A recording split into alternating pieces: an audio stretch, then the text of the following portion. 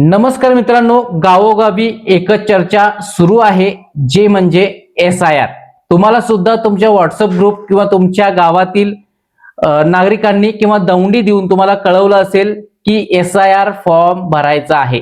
SIR form भरा, अन्यथा तुमचं मतदार यादीतील नाव कमी सुद्धा होऊ शकतं, असे सुद्धा तुम्हाला समजलं असेल।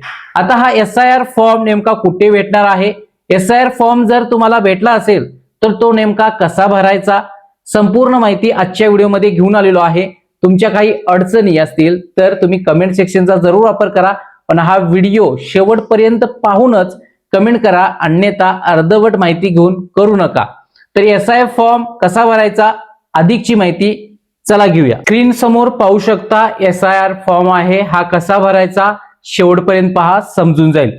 हा फॉर्म तुमच्या BLOनी तुम्हाला दिला असेल किंवा तुम्ही तुमच्या BLO पाशी जाऊन हा फॉर्म भरून देणार आहात। पहा, भारत निवडणूक आयोग गणना पत्रक आहे, जो की मागील 2002 मध्ये SIR झाला होता।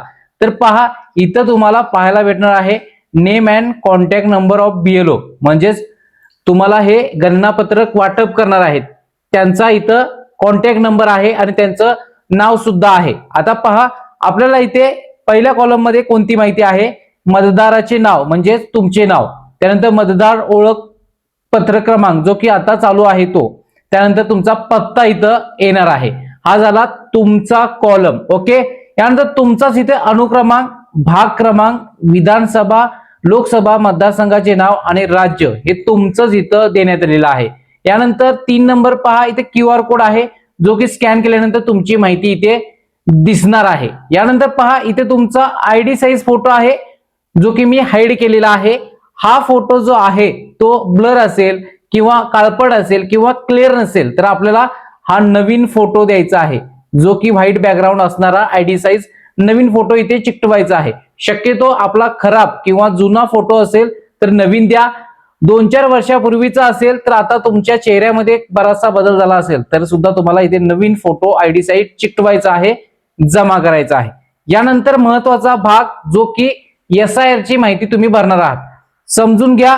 इथे पाहू शकता मागील SIR च्या मतदार यादीतील मतदाराचा तपशील म्हणजे काय?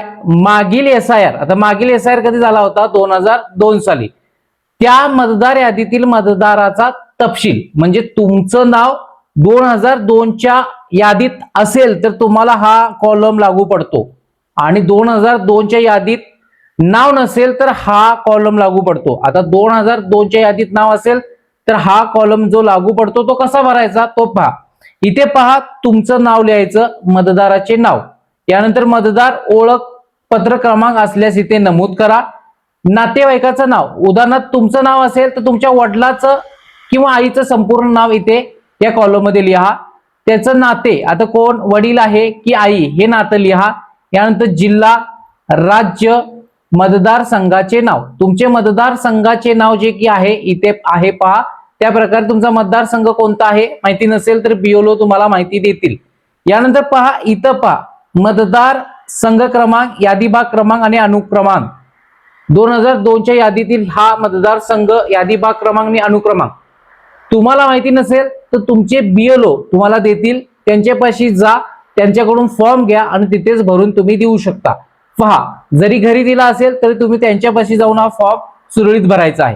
हा झाला 2002 च्या यादीतील नाव असणाऱ्या नागरिकांनी। आता 2002 च्या यादीत ज्यांचं नाव नाही, म्हणजे उदाहरणार्थ काय की 2002 नंतर त्यांचा जन्म किंवा 2002 नंतर 18 वर्ष पूर्ण झालेली आहेत किंवा स्थलांतर होऊन ते आलेले आहेत, तर पहा 2002 च्या यादीत नाव नसेल तर त्यांना महत्वाची सूचना, वरील रकान्यात ज्यांचे नाव नमूद आहे, वरील रकान्यात म्हणजे ह्या पहिल्या रकान्यात त्यांच्या नातेवाईकाचा मागील SIR मधील तपशील भरायचा आहे। म्हणजे कुणाचा? यांच्या नातेवाईकाचा, म्हणजे तुमच्या नातेवाईकांचा इथे तपशील लिहायचा आहे। इथे तुमच्या नातेवाईकाचं म्हणजे 2002 च्या यादीत ज्यांचं नाव होतं, उदाहरणार्थ वडिलांचं, तर वडिलांचं संपूर्ण नाव लिहा, त्यांचा ओळख पत्र क्रमांक लिहा, असल्यास, नसल्यास राहू द्या। नातेवाईकाचं नाव, वडिलांचं नाव लिहिलं असेल तर त्याच्या नातेवाईकाचं म्हणजे त्यांच्या वडिलाचं किंवा आईचं नाव लिहायचं आहे आणि त्यांचं नातं, उदाहरणार्थ पहा, इथं 2002 च्या यादीत तुमच्या वडिलांचं नाव असेल किंवा आईचं त्यांचं नाव, त्यांच्या नातेवाईकाचं म्हणजे त्यांच्या आईचं किंवा वडिलाचं नाव आणि नाते काय येणार आहे वडील किंवा आई. यानंतर पहा इथे कॉलम आहे जिल्हा, राज्य आणि मतदारसंघाचे नाव हे नमूद करा. आता मतदारसंघ क्रमांक आणि यादी भाग क्रमांक आणि अनुक्रमांक कुणाचा लिहायचा आहे, इथे ज्यांचं नाव लिहिणार आहात त्यांचं म्हणजे वडिलांचं जर नाव लिहिलात तर त्यांचा 2002 च्या यादीतील हा क्रमांक इथे नमूद करायचा आहे. समजलं? म्हणजे इथे माहिती कुणाची लिहायची आहे, वडिलांची किंवा आईची. 2002 च्या यादीत तुमचं नाव नसेल तर वडील, आई किंवा आजी आजोबा यांचं नाव तुम्हाला नमूद करावं लागेल, त्यांचीच माहिती भरायची आहे. आता जर तुमचं 2002 च्या यादीत नाव असेल तर हा कॉलम भरायचा, हा कॉलम नाही. आणि 2002 च्या यादीत नाव समाविष्ट नसेल तर तुम्हाला हा कॉलम भरायचा आहे, हा कॉलम नाही. हे समजून घ्या. यानंतर आता खालती या, खालती महत्वाचा भाग आहे. इथं आता जन्मतारीख लिहायची आहे. जन्मतारीख कुणाची, तर ज्यांचा फॉर्म भरणार आहात त्यांची. कुणाचा फॉर्म भरणार आहात, इथे पहा मतदाराचे नाव आहे, त्यांचा तुम्ही फॉर्म भरत आहात. इथे तुम्हाला त्यांच्या वडिलांची किंवा आईची माहिती लिहिला. आता तुम्हाला इथे तुमची माहिती लिहायची आहे, तुमची जन्मतारीख, तुमचा आधार क्रमांक, तुमचा मोबाईल क्रमांक, तुमच्या वडिलांचे किंवा पालकाचे नाव, त्याचा ओळखपत्र क्रमांक असल्यास आईचे नाव, आता असल्यास नमूद करा, नसल्यास स्किप करा. आईचे नाव झाले, आईचा मतदार ओळख क्रमांक असल्यास नमूद करा, नसल्यास स्किप करा. यानंतर पती किंवा पत्नी लागू असल्यास म्हणजे तुम्हाला आई वडील त्याचबरोबर पती पत्नी लग्न झाले असेल तर तुम्ही लागू असल्यास हे सुद्धा भरू शकता, पतीचं नाव किंवा पत्नीचं नाव. यानंतर त्यांचा ओळख क्रमांक सुद्धा तुम्ही नमूद करू शकता असल्यास. यानंतर हा डिक्लेरेशन आहे, ते तुम्ही वाचू शकता. हे डिक्लेरेशन हे तुम्ही ऍक्सेप्ट करताय आणि इथे तुमची स्वाक्षरी येते. पहा इथे स्वाक्षरी येते किंवा तुमच्या कुटुंबातील प्रौढ सदस्याची सही आणि त्याचं नातेसंबंध इथे लिहायचं आहे. म्हणजे एकाच कुटुंबातील जर तुम्ही 4-5 फॉर्म भरून देत असाल तर त्यांचे नातेसंबंध आणि ते स्वाक्षरी करायचे आहे. यानंतर बीएलओ हे व्हेरीफाय करतील आणि ते बीएलओ ची सुद्धा स्वाक्षरी येणार आहे. आता हा झाला SIR फॉर्म भरायचा नमुना. आता तुम्हाला प्रश्न पडला असेल की तुम्ही सर्व सांगितला, 2002 च्या यादीत नाव आहे, 2002 च्या यादीत वडिलांचं नाव आहे, ओके, पण 2002 च्या यादीत वडिलांचं पण नाही, आजी आजोबांचं पण नाही आणि आईचं पण नाही. तर काय, तर तुम्ही हा फॉर्म भरणारच आहात, त्यासोबत तुम्हाला कागदपत्र द्यावे लागतील. आता कोणती कागदपत्र, 1/7/1987 पूर्वी भारतात जन्म झाला असेल तुमचा तर एक कागदपत्र जन्माचा पुरावा. 1/7/1987 ते 2/12/2004 दरम्यान भारतात जन्म झाला असेल तर एक तुमचं जन्म प्रमाणपत्र आणि आई किंवा वडिलांचं जन्म प्रमाणपत्र. आता जन्म प्रमाणपत्रासाठी डॉक्युमेंट लिस्ट आहे. 2/12/2004 नंतर जर जन्म झाला असेल तर पहा तुमचे स्वतःचे जन्मस्थळ सिद्ध करणारे जन्म प्रमाणपत्र, त्याचबरोबर वडिलांचे, आईचे, इथे पहा आईचे, आणि इथे काही लागू असेल तर पालकापैकी कोणती भारतीय नागरिक नसल्यास हा तुम्हाला त्यांचा पासपोर्ट वगैरे द्यायचा आहे. भारताबाहेर जन्म झाला असल्यास तेथील पुरावा आपल्याला जोडायचा आहे. त्याचबरोबर नोंदणीकरण नागरिकाद्वारे भारतीय नागरिकत्व प्राप्त केल्यास तुम्हाला नागरिकत्व नोंदणी प्रमाणपत्र जोडावे लागेल. पहा 2002 च्या यादीत नाव नसेल किंवा आई वडिलांचं सुद्धा नसेल किंवा आजी आजोबांचं तर त्यांना हे कागदपत्र द्यावे लागतील SIR मॅपिंग करण्यासाठी. आता कागदपत्र कोणती, तर इथे लिस्ट पहा, याचा सुरुवातीला स्क्रीनशॉट मारा. आता ही कागदपत्र तुम्हाला समजत नसतील तर तुम्हाला डिस्क्रिप्शन मध्ये मी लिस्ट देतोय, त्यापैकी एक तुम्ही कागदपत्र देऊ शकता. उदाहरणार्थ शाळेचा दाखला किंवा जन्म पुरावा म्हणजे जन्म प्रमाणपत्र.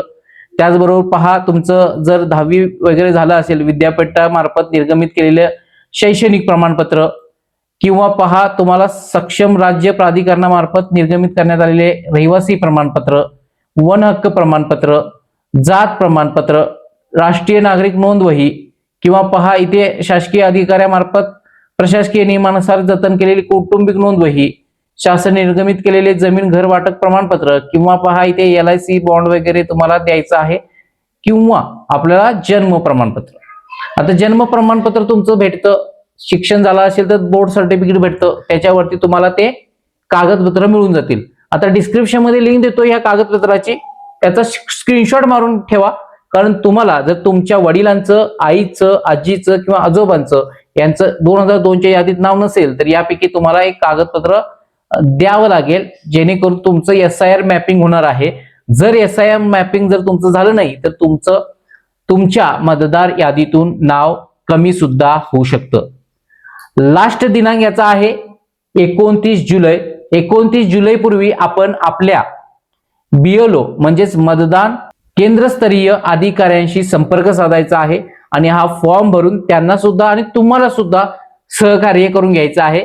खूप महत्वाची ही बाब आहे.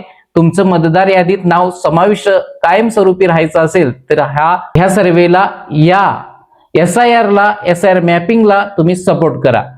आपल्या चॅनलवरती नवीन असाल तर आत्ताच सबस्क्राईब करा. तुमच्या काही अडचणी असतील तर आत्ताच कमेंट करा.